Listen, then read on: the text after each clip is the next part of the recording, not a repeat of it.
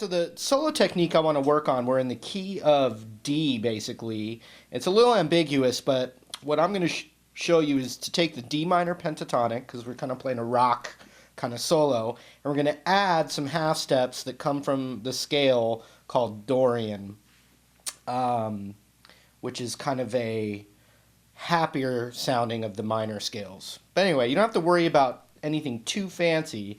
I do have a ton of stuff on this at guitarjams.com, but I'm going to show you some things right now. So let's just talk about the two positions of the D minor pentatonic first. We got the 10th fret right there, and then we've got the A root version of that. You know, 5, 8, 5, 7, 5, 7, 6, 8, 5, 8. And then we got 5, 8 on the low E.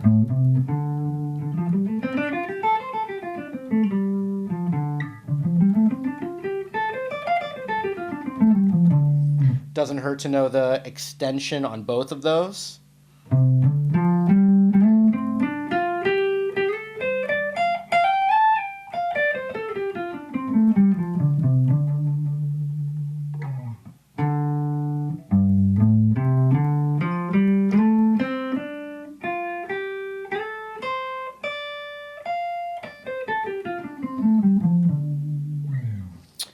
And then you've also got, you know, adding the blues note.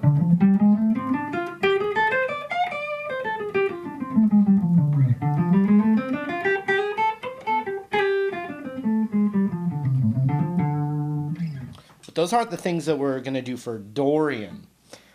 So here's what we're going to do for Dorian. When you play your, you know, your standard pentatonic licks,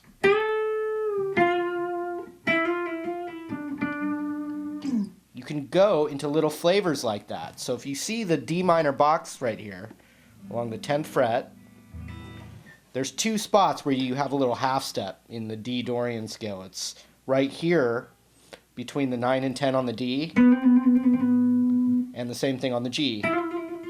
So if you know that and you're soloing,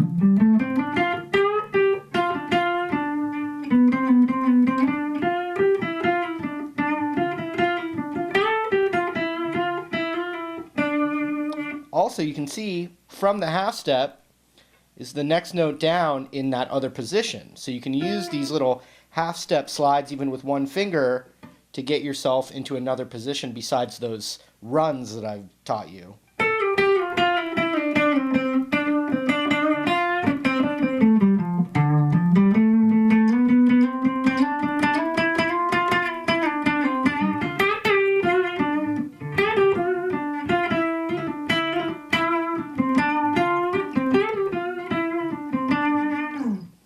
So still, the meat and the flavor comes from that pentatonic scale. The pentatonic notes are the strongest notes, and then you've got cool flavors that you can add on top of it. And experimenting with it over jam tracks, or I have a looper pedal, and I can practice and through trial and error find little things that I like. Okay, so you got little half steps right there. Then on the B and the high E, you've got half steps between the 12 and the 13 on the B, and the 12 and the 13 on the high E.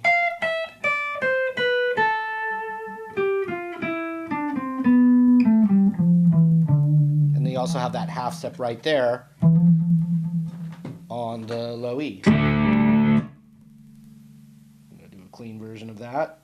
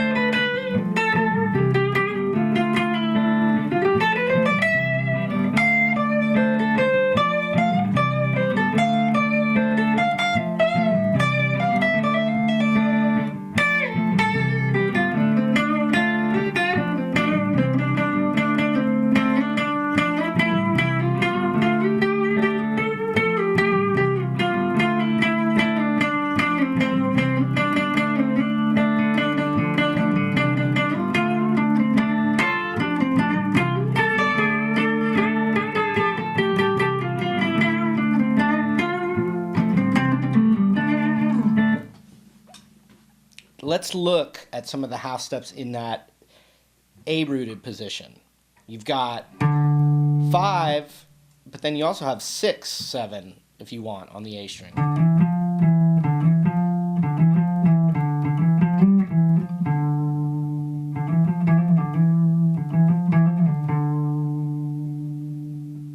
On the D string, it's the same as the pentatonic. It's just 5 to 7. But then on the G string, you have this. You have the 4th fret, if you want it.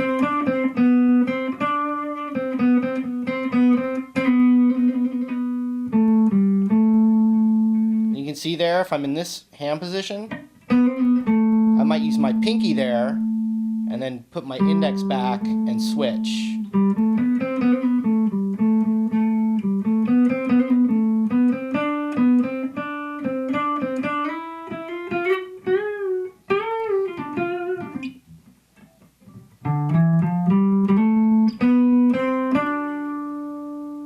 Now you have 5, 6, 7 on the B, and then you have 5, 7, 8 on the high E.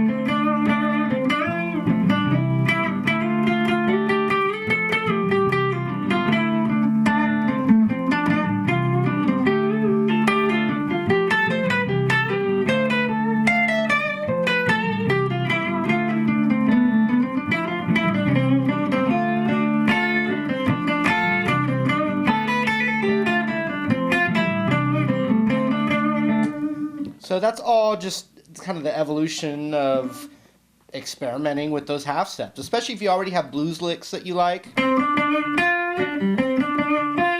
just going 5, 7 on the G and middle finger on the 6 of the B, D minor pentatonic.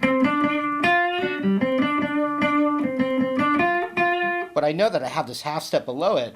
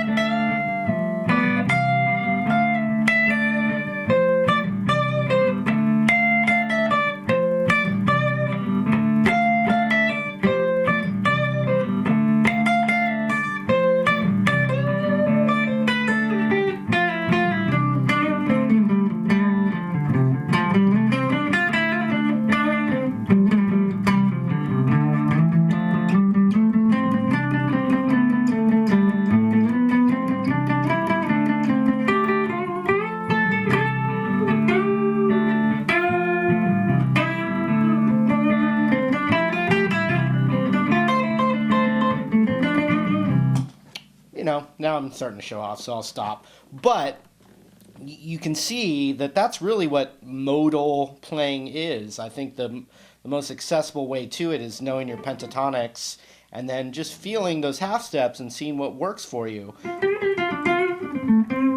But this was a good example to kind of use that D Dorian idea in that classic rock kind of vein if you were kind of feeling stale with just knowing a couple of blues licks or pentatonic licks. That might kind of spice things up for you, so have fun with that.